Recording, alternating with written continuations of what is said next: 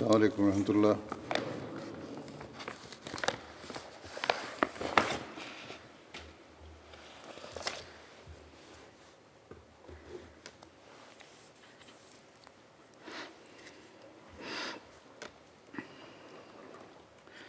أشهد أن لا إله إلا الله وحده لا شريك له وأشهد أن محمدا عبده ورسوله أما بعد فأعوذ بالله من الشيطان الرجيم بسم الله الرحمن الرحيم الحمد لله رب العالمين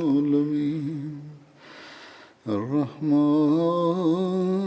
الرحيم مالك يوم الدين إياك نعبد وإياك نستعين اهدنا الصراط المستقيم صراط الذين أنعمت عليهم غير المغضوب عليهم ولا الضالين.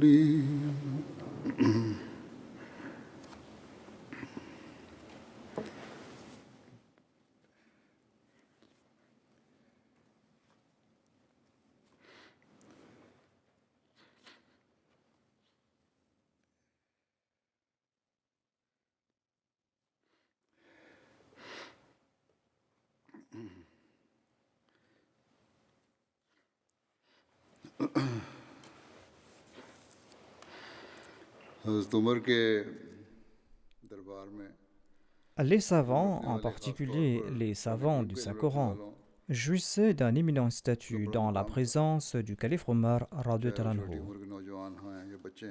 Qu'ils soient des jeunes, qu'ils soient des enfants ou qu'ils soient des grands.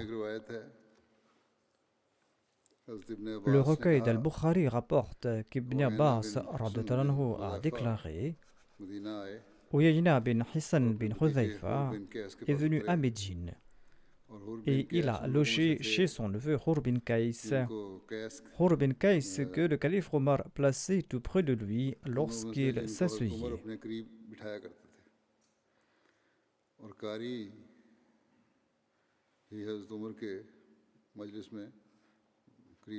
Les qaris, les savants du Saint-Coran, s'asseyaient tout près du calife Omar radhiyallahu anhu pour le conseiller.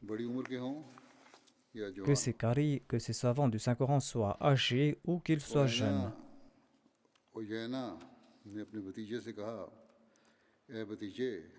Uyayna a dit à son neveu: Ô mon neveu, le calife Omar t'honore. Demande-lui de m'offrir une audience. Hur bin Kays a répondu: Je lui demanderai la permission pour toi. Ibn Abbas a déclaré que Hur bin Kays a demandé la permission pour Uyayna et le calife Omar a accédé à sa requête. Quand Uyayna s'est présenté au calife, il a déclaré au fils de Khattab: Que se passe-t-il? Par Allah, vous ne nous comblez pas de richesses et vous ne gérez pas nos biens en toute équité. En entendant cela, le calife Omar était en colère et il était sur le point de se prononcer lorsque Hur a dit au calife Omar: Ô émir des croyants, Allah a dit à son prophète dans le Saint-Coran: Khudhil afwa wa'mur bil urf wa'a'rid anil jahilin. C'est-à-dire, au prophète, adopte la clémence et enjoint ce qui est convenable et détourne-toi des ignorants. Hur a déclaré que Uyayna fait partie de ces ignorants. Par Allah, quand Hur a cité ce verset, le calife Omar radhiyallahu anhu s'est retenu et il n'a rien dit. Et le calife Omar radhiyallahu anhu se retenait lorsqu'il entendait la parole de Dieu.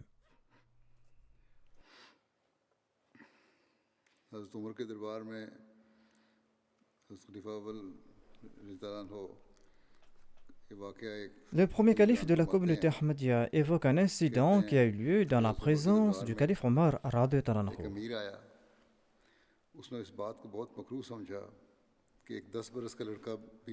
Un chef s'est présenté au calife Omar radhiyallahu anhu et il était fort mécontent qu'un enfant de 10 ans soit présent dans la présence du calife. Que faisait un gamin dans une cour aussi illustre, se disait ce chef. Par hasard, le calife Omar était en colère suite à l'action de ce chef. Il a demandé qu'on fasse venir le fouetteur pour punir ce chef. Sur ce même garçon a cité ces versets وَالْكَاظِمِينَ الْغَيْظَ وَأَعْرِضْ عَنِ الْجَاهِلِينَ. Et il a ajouté, ce chef fait partie de ces ignorants. Le visage de Omar s'est assombri et il s'est tu. Le frère de cet individu a dit à sa personne, tu vois, c'est ce même gamin que tu méprisais qui t'a sauvé.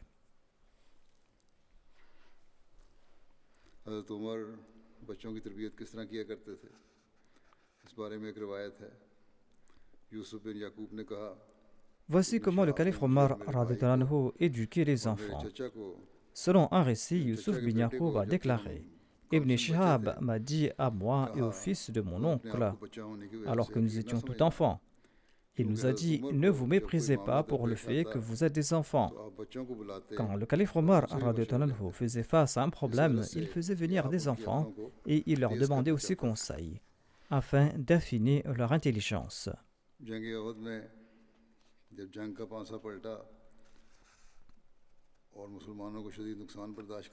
Quand les musulmans ont subi un revers important lors de la bataille d'Uhud et de grandes pertes, Abu Sufyan, qui était présent, a demandé à 3 reprises aux musulmans, « Mohammed est-il présent parmi vous ?» Il est question ici du sens de l'honneur du calife Omar. Ainsi donc, Abu Sufyan a demandé à 3 reprises, « Mohammed est-il présent parmi vous ?» Le saint prophète, paix soit sur lui, a empêché ses compagnons de répondre. Ensuite, Abu Sufyan a demandé, « Le fils d'Abu Quhafa est-il présent parmi vous ?» Et à 3 reprises, il a demandé, « Le fils de Khattab est-il présent parmi vous ?» En se tournant vers ses compagnons, Abu Sufyan a déclaré, « Tous 3 ont été tués. » En entendant cela, Omar n'a pas pu se maîtriser. Il a lancé, « Ô ennemi d'Allah, tu es en train de mentir. Ces personnes que tu as citées sont bel et bien vivantes, et tu vas devoir endurer des choses qui te déplaisent. » Abu Sufyan a déclaré, « Ceci est notre vengeance suite à la bataille de Badr. Le conflit armé ressemble à une roue. Tantôt celui-ci remporte la victoire, tantôt l'autre. »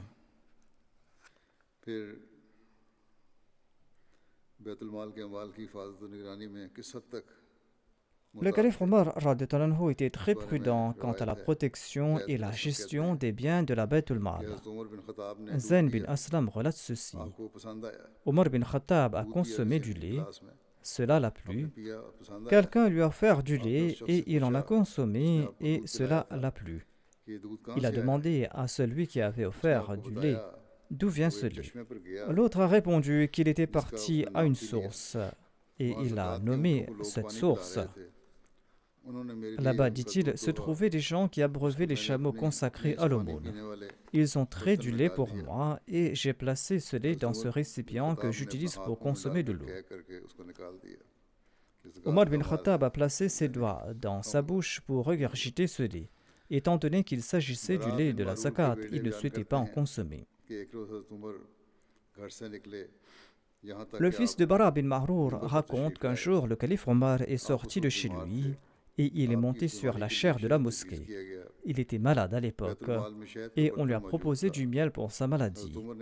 Il y avait un pot de lait dans le trésor, dans la Bayt al-Mal. Le calife Omar a dit « Si vous me donnez la permission, j'en consommerai, sinon cela est interdit pour moi. » Et les gens lui ont donné la permission d'en consommer.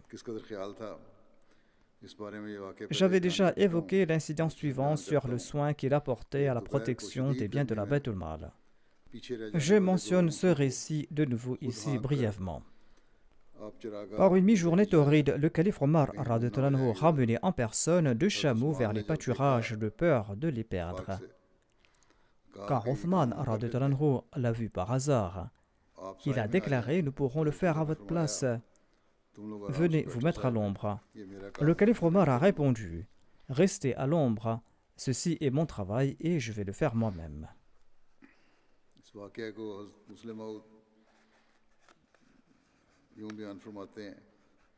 Hazrat Muslim Maud radhiyallahu anhu a décrit cet incident comme suit. Il déclare: suite à ces promesses, Allah a conféré aux musulmans des richesses, de grands statuts et de l'honneur, mais ils n'ont pas pour autant négligé l'islam. Hazrat Muslim Maud radhiyallahu anhu explique ici que si vous possédez quelque atout, vous ne devrez pas négliger votre religion, vous ne devez pas négliger les enseignements de l'islam et vos responsabilités. Il relate que Hazrat Ousmane a relaté: j'étais assis dans mon abri par un temps si chaud que je n'ai même pas osé ouvrir la porte. Mon domestique m'a dit qu'il y avait une personne qui marchait dehors sous le soleil brûlant. Après quelques instants, cette personne s'est rapprochée de mon abri et j'ai vu qu'il s'agissait du calife Omar radhiyallahu anhu. En le voyant, je suis sorti tout paniqué et je lui ai demandé: où partez-vous par cette chaleur torride? Le calife Omar a répondu: un chameau de la Baytul Mal a été perdu et j'étais sorti à sa recherche. Hazrat Muslim Maud ajoute: Allah déclare dans le Saint-Coran: Ala al-ara'iki yanzurun.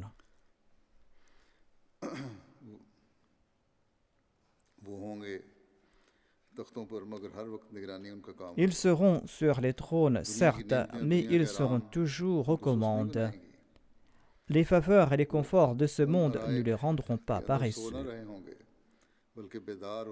Ils ne dormiront pas sur ces trônes, mais ils seront toujours éveillés et alertes, et ils vont veiller au respect des droits d'autrui, et ils vont respecter leurs devoirs et ceux de la meilleure façon possible.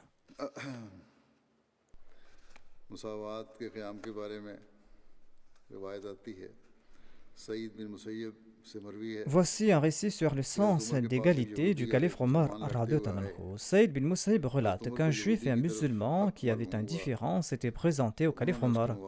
Et le calife Omar a conclu que le juif avait raison et il a décidé en conséquence. Le juif a déclaré: par Allah, vous avez pris la bonne décision. Anas radhiyallahu anhu relate qu'un Égyptien s'est présenté au calife Omar radhiyallahu anhu et il a déclaré: ô Amir al-Mu'minin, je cherche refuge auprès de vous contre l'oppression. Le calife Omar a déclaré: tu as trouvé un très bon refuge. L'Égyptien a déclaré: j'ai fait une course avec le fils d'Amr bin al-As et je l'ai dépassé. Sur ce, il m'a fouetté et il m'a dit: je suis le fils d'un notable. Comment oses-tu me dépasser? En entendant cela, le calife Omar a écrit une lettre à Amr bin al-As et il lui a ordonné de se présenter avec son fils. Quand Amr bin al-As s'est présenté, le calife Omar lui a demandé: où se trouve cet Égyptien? Prends le fouet et frappe-le. Et il a commencé à frapper le fils d'Amr bin al-As. Et le calife Omar disait à l'Égyptien: frappe le fils de la personne honorable. Il disait cela à l'Égyptien. Anas relate que l'Égyptien l'a frappé et que nous tirions plaisir de la scène. Il a continué à le fouetter jusqu'à ce que nous souhaitions qu'il le laisse. Le calife Omar a dit à l'Égyptien: frappe Amr bin al-As sur la tête. L'Égyptien a répondu: ô Amir al-Mu'minin, c'est son fils qui m'a frappé et je me suis vengé. Et le calife Omar a demandé à Amr bin al-As: depuis quand tu as servi les gens quand leurs mères les ont enfantés libres? Amr bin al-As a répondu: ô Amir al-Mu'minin, je n'étais pas au courant de cet incident et l'Égyptien ne s'était pas présenté à moi non plus. Un jour, on a livré des provisions au calife Omar radhiyallahu anhu. Il a commencé à en distribuer parmi le peuple.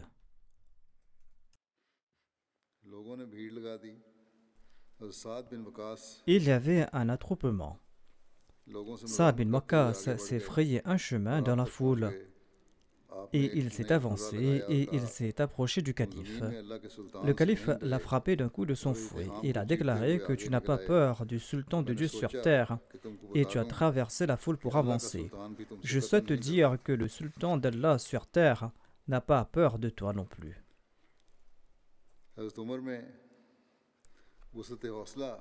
Le calife Omar radhiyallahu anhu avait une très grande tolérance.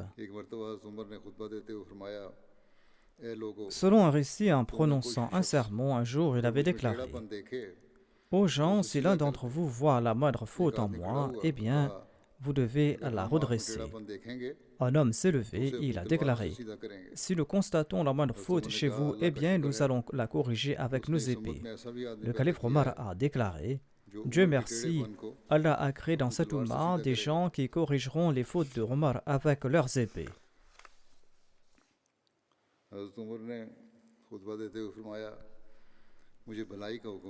Le calife Omar, en prononçant un sermon, a déclaré: Aidez-moi en m'enjoignant de faire le bien, en m'empêchant de faire le mal et en me conseillant.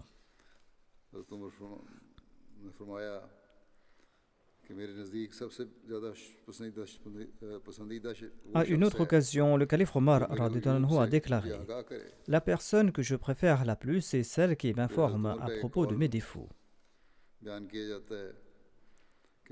Le calife Omar radhiyallahu anhu disait aussi: Je crains de commettre une erreur et que personne ne me corrige par peur de ma personne.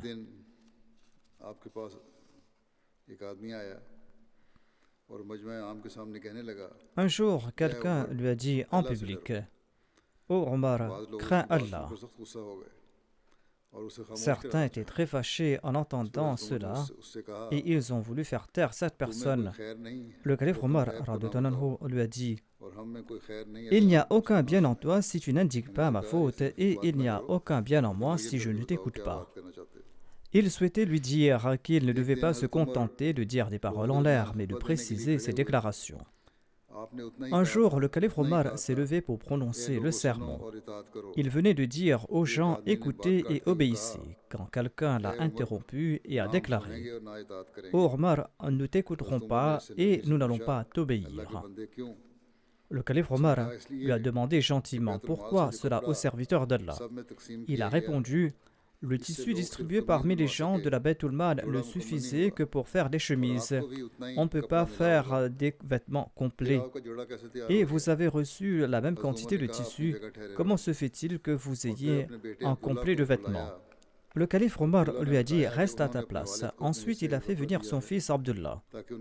Et celui-ci a annoncé à l'assistance qu'il avait offert à son père sa part de vêtements afin qu'il ait des vêtements complets. En entendant cela, tout le monde était satisfait. Et sur ce, cet homme a déclaré: Ô Amirul Mu'minin, maintenant je vais écouter et obéir. Ainsi, il y avait certaines personnes qui étaient des ignares. Mais ces paroles ne sortaient jamais de la bouche des compagnons formés par le saint prophète Mohammed paix soit sur lui. Il s'agissait de ceux qui sont devenus musulmans plus tard ou qui étaient des incultes et des ignares. Pareil comportement était inconnu chez les grands compagnons du saint prophète Mohammed paix soit sur lui. Ils faisaient preuve d'une obéissance parfaite. L'islam accorde la liberté religieuse.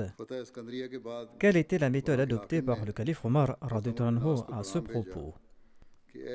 Après la conquête d'Alexandrie, le souverain d'Alexandrie a envoyé un message à Amr bin al-As en disant: Ô Arabes, je payais la jizya aux Romains et aux Persans, des conquérants plus haïssables que vous.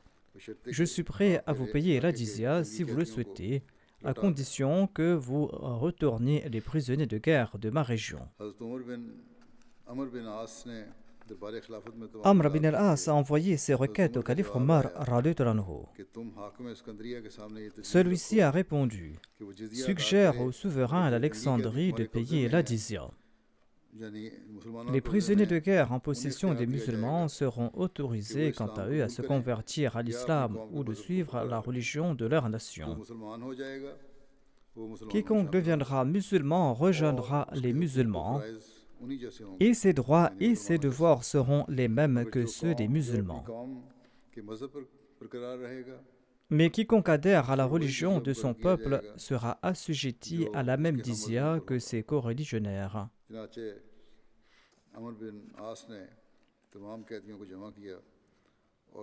Amr bin al-As a rassemblé tous les prisonniers et après leur avoir présenté le décret du calife, de nombreux prisonniers sont devenus musulmans.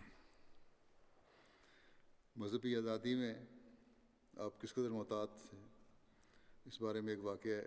Le calife Omar radhiyallahu anhu était très prudent concernant la liberté religieuse. Il y a un incident à ce propos. तो आपने Une उससे कहा fois, une vieille मुसलमान femme हो जाओ, chrétienne est venue voir le calife pour une de ses requêtes. Il lui a dit « Deviens musulmane et tu seras en sécurité. मैं बूढ़ी Dieu a औरत envoyé हूँ, Mohammed sallallahu alayhi wa sallam avec la vérité. » La chrétienne a répondu « Je आपने suis vieille जरूरत पूरी कर दी, et la mort est proche de moi. लेकिन डरे Le calife a कहीं accédé à आपको sa ये काम demande, उसकी ज़रूरत से गलत mais फ़ायदा il उठाकर craignait que cet acte उसे मजबूर n'équivaut à मुसलमान profiter बनाने de के son मुतलबिस न besoin हो जाए। et à la forcer à इसलिए devenir आपने उस musulmane. अमल से अल्लाह ताला से तौबा की, Sur ce, il s'est repenti कहा, auprès अल्लाह, d'Allah et il a मैंने उसे déclaré सीधी राह दिखाई थी, उसे « Ô मजबूर नहीं Allah, किया, je lui ai montré le droit chemin बहुत एहतियात et je n'ai pas contraint फिर à एक embrasser वाक़या है, l'islam. » हज़रत उमर का Il एक était ईसाई très गुलाम prudent था, à cet égard. उसका नाम Il अशद y a un autre incident उसका à ce बयान है propos. कि मैं हज़रत उमर Le का calife गुलाम Omar था, avait un esclave chrétien आपने nommé मुझसे कहा Ashak. मुसलमान हो जाओ, Il relate, ताकि j'étais मुसलमानों के l'esclave du पास calife मामलात Omar. हैं, radhiyallahu anhu. Il m'a dit, तो deviens उनसे musulman मदद afin लीजिए, que je puisse क्योंकि prendre हमारे ton लिए aide मुनासिब concernant नहीं les affaires des कि musulmans. मुसलमानों के मामले में Le उन लोगों calife से m'a मदद dit, लूं il n'est pas जो approprié गैर pour moi मुस्लिम de हैं, demander l'aide d'un लेकिन non-musulman मैंने en इनकार कर matière दिया des इस्लाम musulmans. का, तो आपने फरमाया Mais ला j'ai इकराह फी refusé à déclarer l'esclave. दीन Le इस्लाम में calife ज़बरदस्ती m'a नहीं, dit, La ikraha जब fi आपकी din, वफ़ात करीब il अब n'y a हुई pas de contrainte en तो आपने islam. मुझे आज़ाद कर दिया Et quand sa mort और était कहा proche, il m'a तुम्हारी जहाँ libéré मर्जी है वो et il m'a dit de जहाँ मर्जी वो partir चले là जाओ। où je souhaitais partir. जानवरों पर शफकत और रहमदिली का वाक़या आनफ बिन Voici les कैस का récits du बयान calife है Omar sur sa कि हम compassion et Umar sa bin Khattab के miséricorde पास envers les खुशी animaux. खुशी Ahnaf bin Qais फतेह relate अजीम की ceci. खुशखबरी लेकर आए, Nous avions visité Omar आपने bin पूछा al-Khattab dans आप लोग une कहाँ ठहरे हो, délégation pour lui donner la bonne मैंने nouvelle कहा d'une grande फलां जगह, victoire. फिर आप Il a मेरे साथ demandé où चल पड़े, logez-vous. J'ai हमारी सवारी répondu के dans tel मुताबिक endroit. Il फिर m'a बाड़े accompagné यानी là-bas. उनके बांधने के Nous मुकाम sommes तक arrivés पहुंचे là-bas और et एक-एक को गौर nos से chameaux देखने के बाद étaient फरमाने attachés लगे, là-bas.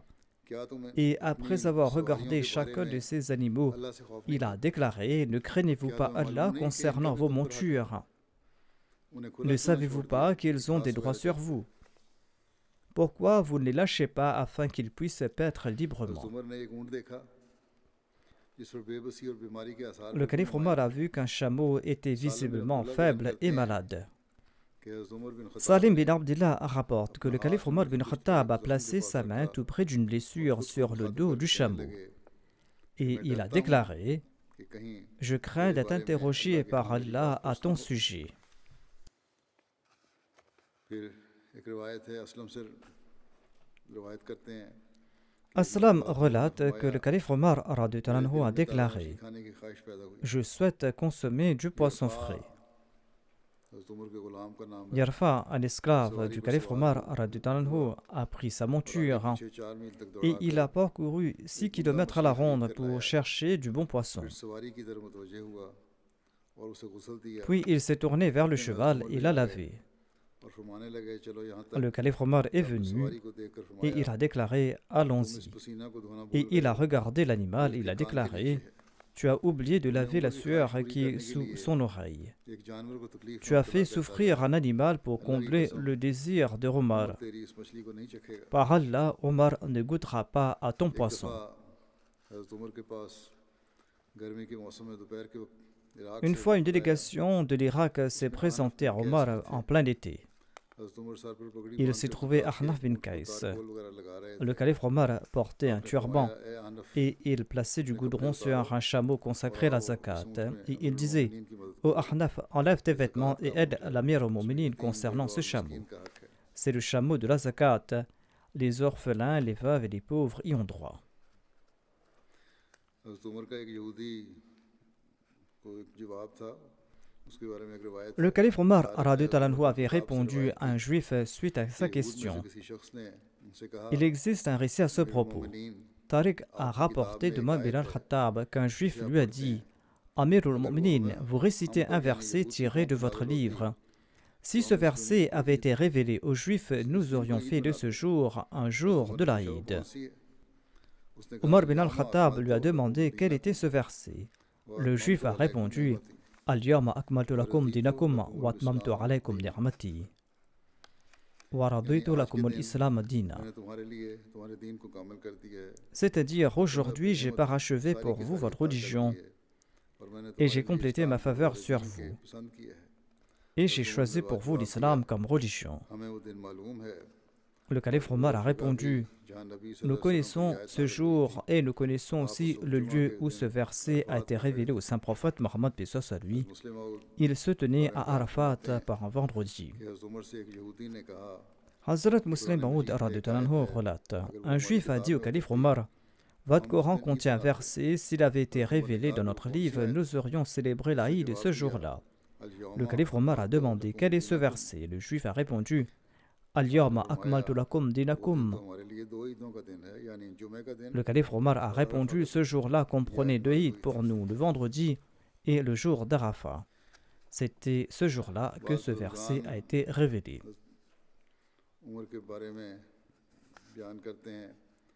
Certains anciens ont parlé à propos du calife Omar radhiyallahu anhu. Ash'ath relate: j'ai entendu l'imam Shabi déclarer: lorsqu'il y aura un désaccord sur une question quelconque, regardez ce que le calife Omar a fait à ce propos, car il ne faisait rien sans consulter les autres. L'imam Shabi déclare: j'ai entendu Qabisa bin Jabir relater: j'ai vécu avec le calife Omar bin al-Khattab. Je n'ai vu personne d'autre lire le livre d'Allah plus que lui, et comprendre la religion d'Allah mieux que lui, et l'enseigner mieux que lui. Hassan Basri déclare: si vous voulez parfumer vos assemblées, mentionnez à foison le calife Omar bin al-Khattab. Mujahid relate: nous avions l'habitude de nous dire que les satans étaient enchaînés à l'époque du calife Omar bin al-Khattab. Quand il est tombé en martyr, les démons ont fait la fête sur terre. On dit aussi que le calife Omar appréciait beaucoup la poésie. Il ne composait pas lui-même des poèmes, mais il aimait en écouter. Abdullah bin Abbas relate: j'ai fait un voyage avec le calife Omar. Une nuit, alors que nous marchions, je me suis approché de lui et il a récité ces vers en frappant l'avant de sa selle avec son fouet. ولما نزعين دونه وننازل ونسلمه حتى نسرع حولا ونسل عن أبنائنا والهلائل. तुम झूठ बोलते हो अल्लाह के घर खाना काबा की कसम. C'est-à-dire, par Allah, par la maison d'Allah, la Kaaba, vous mentez. Ahmad sallallahu alayhi wa sallam ne mourra point en martyr sans que nous exhibions notre dextérité à l'épée et à la lance pour le protéger. Nous ne l'abandonnerons point tant que nous ne mourrons pas au combat à ses pieds en oubliant nos fils et nos femmes.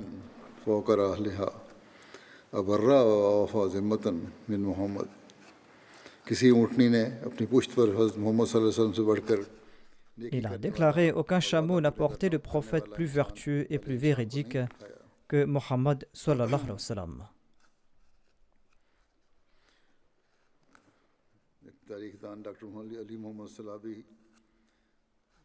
Dans son livre, le calife Omar bin al-Khattab, sa personnalité et ses actes, l'historien Dr Ali Mohammed Sahlabi a commenté sur sa passion pour la poésie. Il déclare à ce propos que de parmi les califes bien guidés, Omar bin al-Khattab était celui qui avait le plus recours à la poésie pour illustrer ses propos. Certaines personnes ont même écrit à son sujet qu'il présentait des vers de poésie pour presque tous les problèmes qu'on lui présentait. On dit qu'une fois, il est sorti de chez lui en portant un nouveau paire d'habits. Les gens ont commencé à le scruter du regard. Sur ce, il a cité ces vers en guise d'exemple.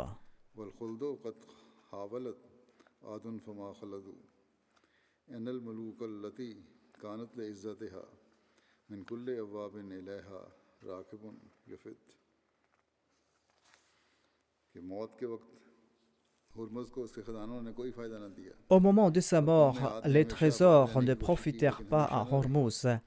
Les habitants d'Arde tentèrent en vain de vivre éternellement. Où sont les rois dont les sources irriguaient les caravanes venant de toutes parts?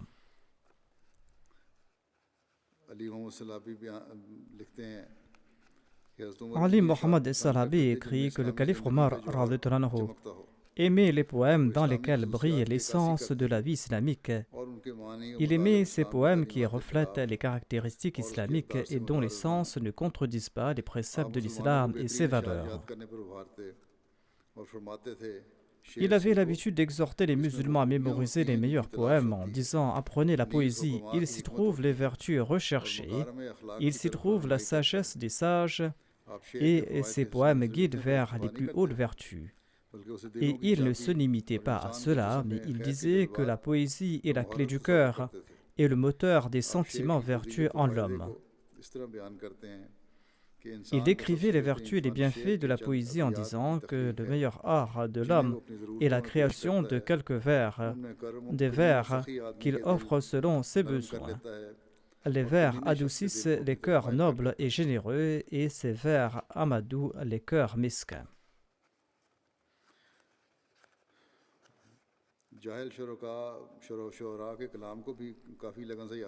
Le calife Omar mémorisait également avec grande passion les vers des poètes de l'époque de l'ignorance, de l'époque avant l'avènement de l'islam, parce que ces vers ont un lien profond avec la compréhension du livre de Dieu. Il a déclaré « Mémorisez votre divan, c'est-à-dire votre collection de poèmes, et ne vous égarez pas. » Le public a demandé « Quel est notre divan ?» Le calife Omar a répondu « Les poèmes de l'époque de l'ignorance. Parmi eux se trouve le commentaire de votre livre, c'est-à-dire le Coran, et le sens de votre parole. » Cette déclaration est également en accord avec la position d'Abdullah bin Abbas, son étudiant et atteint près du Saint-Coran. Celui-ci a dit que lorsque vous lisez le Saint-Coran et que vous ne comprenez pas, recherchez ses sens dans la poésie arabe, parce que la poésie est le diwan des Arabes.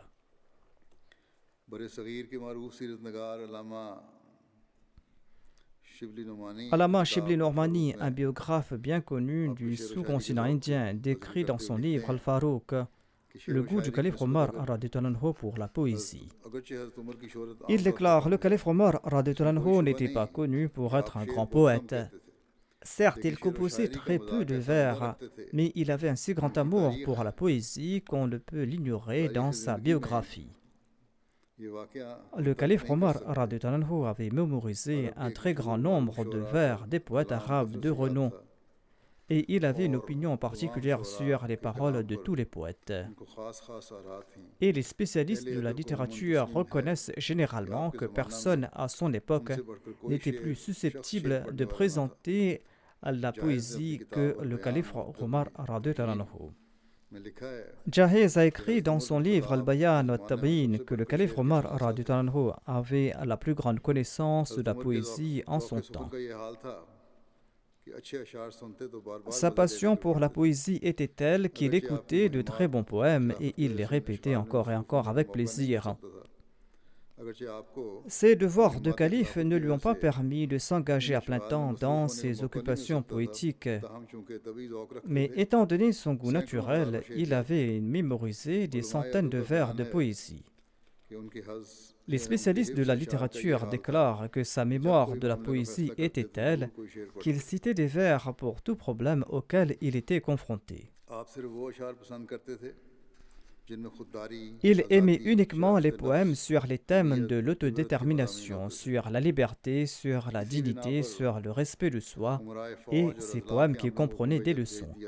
C'est pour cette raison qu'il ordonnait aux commandants de l'armée et les officiers des districts d'exhorter le peuple à mémoriser les poèmes. Il avait envoyé un ordre à Abu Musa Ash'ari.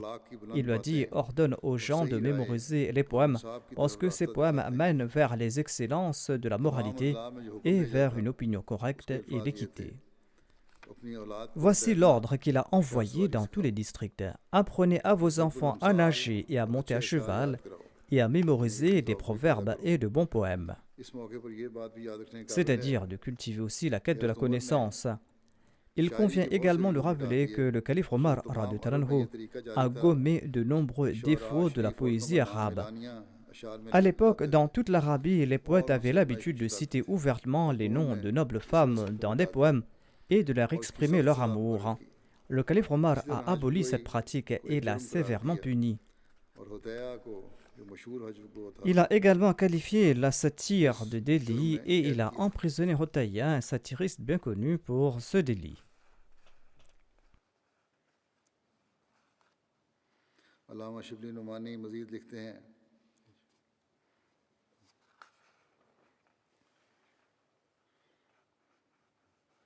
اس زمانے کا سب سے بڑا شاعر متمم بن نویرہ تھا جس کے بھائی کو حضرت ابوبکر صدیق Allama Shibli Domani ajoute, le plus grand poète de l'époque était Mutamim bin Numayr, dont le frère a été tué par erreur par Khalid bin Walid à l'époque d'Abu Bakr as-Siddiq. Cet incident l'a tellement tourmenté qu'il en pleurait constamment et il récitait ses élégies. Lorsqu'il s'est présenté au calife Omar, celui-ci lui a demandé de réciter son élégie. Il a cité quelques vers. Le calife Omar lui a dit, si je pouvais composer de tels vers, je le ferais en faveur de mon frère Zayd. Mutamim bin Numayr a déclaré, ô Amir al-Mu'minin, si mon frère avait été tué comme votre frère, c'est-à-dire s'il avait connu le martyre, je ne l'aurais pas pleuré. Le calife répétait souvent que personne ne lui avait présenté des condoléances comparables à celles de Mutamim.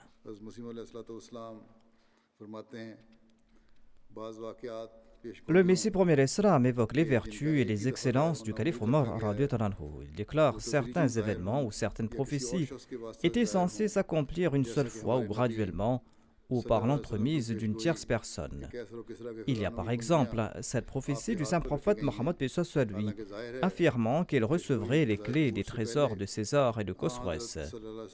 Il est évident que le saint prophète était mort avant l'accomplissement de cette prédiction.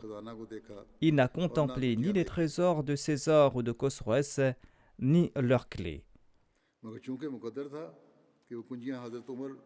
Or, étant donné qu'Omar était destiné à les recevoir, il est devenu le reflet du saint prophète Mohammed sallallahu alayhi wa sallam. C'est pour cette raison que dans le domaine de la révélation divine, la main d'Omar était considérée comme celle du saint prophète Mohammed sallallahu alayhi wa sallam. Le Messie premier alayhi salam déclare, soyez convaincus que le grand Siddiq Umar al-Farouk Dhun Nourayn, c'est-à-dire le calife Othman et Ali al-Murtada, soyez convaincus qu'ils étaient tous les quatre, sans nul doute, les garants de la religion. Abu Bakr était le deuxième Adam au sein de l'islam. D'ailleurs, si Umar al-Farouk et Othman n'étaient pas les véritables garants de la religion, il aurait été difficile pour nous d'affirmer qu'un seul verset du Saint-Coran vient de la part d'Allah. Le Messie premier l'Islam déclare, par le biais des recherches, mon Seigneur m'a enseigné ce qu'est le califat, et à l'instar des chercheurs, il m'a dévoilé que le Siddiq, le Farouk et Othman, qu'Allah soit content d'eux, étaient des pieux croyants. Ils étaient parmi les élus de Dieu, ils étaient parmi ceux ayant mérité ses faveurs choisies. La majorité des gnostiques ont témoigné de leur vertu. Ces nobles compagnons ont abandonné leur patrie pour le plaisir de Dieu, et ils ont pénétré dans le cœur de chaque bataille. La chaleur des journées estivales ou le froid des nuits hivernales ne les ont point inquiétés. À l'instar de jeunes braves, ils ont tout offert dans la voie de la religion. Ils n'étaient point enclins vers leurs proches ou envers les étrangers.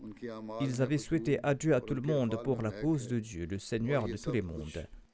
Leurs œuvres étaient parfumées, et tout cela indique le jardin de leur statut et les vergers de leurs œuvres. Les effluves parfumés de leur brise nous font découvrir leur subtile qualité. La splendeur de leur lumière nous est évidente. Jugez leur rang illustre de leur arôme, et ne vous hâtez pas et ne suivez pas ceux qui pensent du mal de leur personne.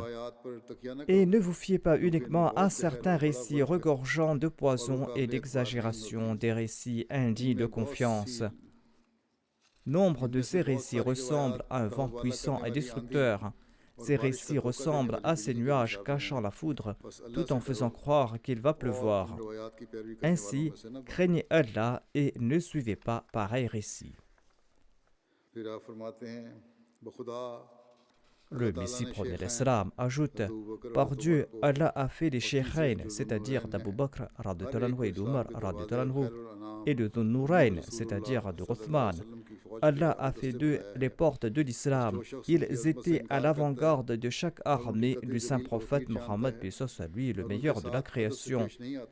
Celui qui nie leur noble statut, celui qui discrédite les arguments clairs et irréfutables en leur faveur, celui qui leur est irrespectueux et qui au contraire les déshonore, les diffame et qui dit du mal de leur personne, eh bien cette personne connaîtra, j'en ai peur, une fin terrible, et cette personne est complètement dépourvue de la foi.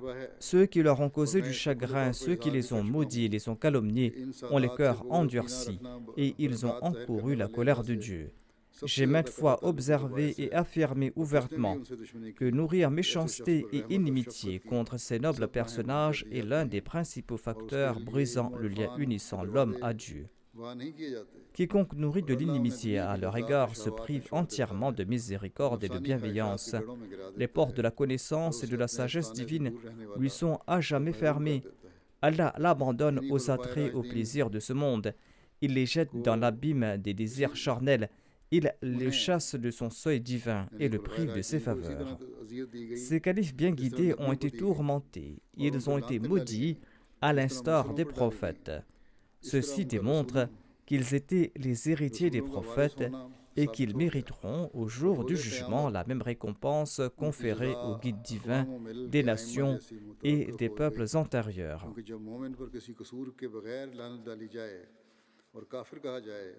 Quand un croyant est injustement maudit, lorsqu'il est traité de mécréant et lorsqu'il est indûment moqué et ridiculisé, il ressemble aux prophètes et aux messagers de Dieu.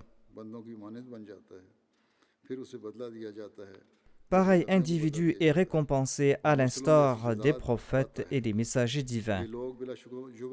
Ces nobles compagnons ont mérité un statut élevé grâce à leur servitude au meilleur de tous les prophètes, sallallahu alayhi wa sallam. Et d'ailleurs, Allah les a loués. Il en a fait un groupe de gens estimés et il les a soutenus par son esprit, tout comme il soutient ses élus. La lumière de leur vérité et les effets de leur piété brillaient. Ils étaient sans nul doute véridiques, Allah étant satisfait d'eux et eux étant satisfaits de lui. Et Allah leur a conféré ce que personne n'a reçu dans les cieux et sur terre. Réfutant un aspect des croyances chiites, le Messie premier l'Islam déclare: ceux des chiites qui croient qu'Abu Bakr as-Siddiq et que Omar al-Farouk ont usurpé les droits d'Ali Murtada et de Fatima az-Zahra et qu'ils ont été cruels envers eux, eh bien ceux-là ont abandonné la justice, ceux-là ont adopté le mensonge et ont suivi le chemin des transgresseurs. Sans nul doute, ces nobles compagnons ont abandonné leur patrie bien-aimée. Ils ont abandonné leurs amis et leurs richesses pour le bien de leur prophète. Et ils ont enduré des épreuves aux mains des mécréants. Ils ont été expulsés de leur maison par les fauteurs de troubles, mais sont demeurés patients à l'instar des pieux et des vertueux. Ils ont été faits califes plus tard, mais ils n'ont pas rempli leur maison de richesses. Ils n'ont pas légué à leurs fils et à leurs filles or et argent. Ils ont offert à la Bayt al-Mal tout ce qu'ils ont reçu. Et ils n'ont pas fait de leurs fils leurs successeurs comme les gens mondains et égarés. Ils ont mené une vie d'austérité et de dénuement au lieu de se vautrer dans le confort du monde à l'instar des autres dirigeants. Peut-on croire que pareils personnages seraient capables de voler la richesse d'autrui ou qu'ils étaient enclins à usurper les droits des autres et qu'ils s'adonnaient au pillage et à la destruction? Était-ce là l'effet d'avoir vécu de la compagnie sanctifiante du chef de la création, le saint prophète Mohammed sallallahu alayhi wa sallam? Or, Allah, le Seigneur de tous les mondes, les a loués. Allah a purifié leurs âmes et leurs cœurs, il a illuminé leurs êtres et il en a fait des guides pour les pieux de l'avenir. Nous ne trouverons aucune faiblesse ou aucune pensée superficielle indiquant un soupçon de déviance dans leurs intentions ou une trace de mal en eux, loin de leur attribuer injustice et cruauté. Par Dieu, ils étaient imbus de justice. Si on leur offrait une vallée regorgeant de richesses illégitimes, ils ne cracheraient même pas dessus et ils ne se tourneraient pas vers elle comme des gens avides. Peu importe si l'or était aussi haut que des montagnes ou que cet or suffisait pour remplir la terre 7 fois. S'ils trouvaient des richesses légitimes, ils les dépensaient dans la voie de Dieu et pour entreprendre des efforts religieux. Ainsi, comment oser croire qu'ils allaient irriter Fatima az-Zahra pour quelques arbres, ou qu'à l'instar des gens mesquins, ils causeraient du tort au cher enfant du saint prophète Mohammed sallallahu alayhi wa sallam. Au contraire, ils étaient nobles et justes dans leurs intentions. Ils étaient fermement établis sur la vérité et Allah a fait pleuvoir sur eux sa miséricorde. Allah connaît parfaitement les justes. Le Messie premier l'Islam ajoute: la vérité est qu'Abu Bakr as-Siddiq et Omar al-Farouq étaient tous deux d'éminents compagnons. Tous deux n'ont jamais montré de faiblesse dans l'exercice de leurs fonctions.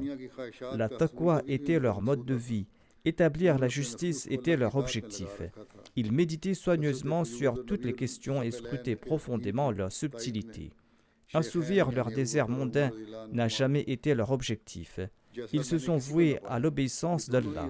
Je n'ai vu personne mériter autant de bénédictions et soutenir la religion du saint prophète Mohammed à lui, à l'instar des Cheikhain, c'est-à-dire d'Abu Bakr et d'Umar, qu'Allah soit content d'eux. Ils étaient plus rapides que la lune dans leur soumission au soleil spirituel de l'humanité qui était le saint prophète. Ils s'étaient immolés dans leur amour pour lui. Ils ont enduré avec bonheur toutes les épreuves afin d'établir la vérité. Et ils ont volontairement et avec plaisir enduré toute humiliation pour ce prophète incomparable. Dans la bataille contre l'armée des mécréants, ils se sont battus courageusement comme des lions, faisant triompher l'islam et vainquant les rangs ennemis. Le shirk a été aboli et entièrement éradiqué. Le soleil spirituel de la nation et de la foi a commencé à briller. Ils ont tous deux rendu un service si exemplaire à leur foi et ils ont offert aux musulmans une telle excellence et de telles faveurs qu'ils ont mérité leur dernier lieu de repos en compagnie du saint prophète Mohammed lui. Cela était dû à la grâce d'Allah, grâce qui n'est pas un secret pour le muttaqi. En effet, toute grâce appartient à Allah et il l'accorde à qui il veut. Celui qui, avec la plus grande dévotion, nourrit un lien avec Dieu n'est jamais confronté à la ruine, même si le monde entier s'oppose à lui. Celui qui tente d'établir un lien avec Allah n'éprouve jamais des difficultés ou des pertes. Allah n'abandonne pas ses serviteurs véridiques. Allah est le plus grand. Ô combien éminent était la sincérité et le dévouement de ces deux illustres personnages que sont Abu Bakr et Omar. Tous deux ont été enterrés dans une sépulture si bénie que si Moïse et Jésus étaient vivants, ils souhaiteraient ardemment y être ensevelis. Or, pareil rang n'est guère accordé suite à un simple souhait. Il s'agit plutôt d'une miséricorde éternelle conférée par le Seigneur de l'honneur. Cette miséricorde n'est accordée qu'à ceux ayant mérité ses faveurs dès le début.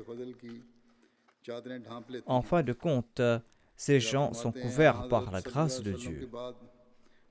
Le Messie prophète l'Islam déclare: tout acquis de l'Islam après le saint prophète Mohammed lui était dû aux trois compagnons. Quoique les accomplissements d'Omar al-Farouq fussent immenses, ils ne peuvent occulter ceux de Siddiq Akbar, c'est-à-dire d'Abu Bakr, car c'était bien Abu Bakr qui a ouvert la voie au succès et qui a dissipé une grande dissidence. Omar n'a pas confronté les épreuves auxquelles Abu Bakr a dû faire face à son époque. Abu Bakr Siddiq a défriché la voie sur laquelle Omar a ensuite ouvert les portes d'un nouveau succès.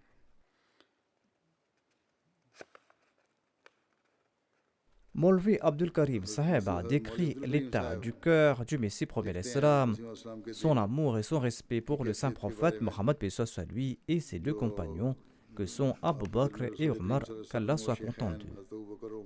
Maulvi Abdul Karim Saheb déclare: une fois, quelqu'un qui aimait tendrement le Messie prophète l'Islam lui a dit ceci: pourquoi ne pouvons-nous pas considérer que vous méritez un rang plus élevé que les deux cheikhs, c'est-à-dire Abu Bakr et Omar, et que vous êtes plus proche du saint prophète Mohammed sallallahu alayhi wa sallam? Par Dieu, dit Maulvi Abdul Karim, Lorsque le Messie premier l'Islam a entendu cela, son teint a changé et il était tout agité et angoissé de la tête jusqu'aux pieds. Je jure par Allah que cet incident a davantage renforcé ma foi dans le Messie premier l'Islam. Le Messie premier l'Islam a parlé pendant 6 heures d'affilée et il a prononcé un discours des plus emphatiques. J'ai vérifié l'heure à laquelle il avait commencé à parler et l'heure à laquelle il a terminé. Cela a duré exactement 6 heures et pas 1 minute de moins. Parler sur un sujet aussi longtemps et continuellement est tout simplement remarquable. Au cours de ce discours, il a parlé des qualités, des excellences du saint prophète Mohammed soit lui, de sa servitude et du fait que lui-même, le Messie premier l'Islam, était son humble serviteur. Il s'est aussi appesanti sur les excellences d'Abu Bakr et d'Umar. Le Messie premier l'Islam a déclaré « Il suffit pour moi comme source de fierté de louer ces gens et d'être considéré comme l'égal de la poussière de leurs pieds. L'éminence que Dieu leur a conférée dans certains aspects ne sera accordée à personne d'autre, et ce jusqu'au jour du jugement dernier. Quand un autre Mohammed naîtra-t-il dans le monde et quand aura-t-on l'opportunité de le servir à l'instar d'Abu Bakr et de Omar. Ici se terminent les récits sur la vie du calife Omar, c'est-à-dire dans cette série de sermons. Si Dieu le souhaite et s'il me le permet, j'évoquerai, Inch'Allah, le calife Abu Bakr.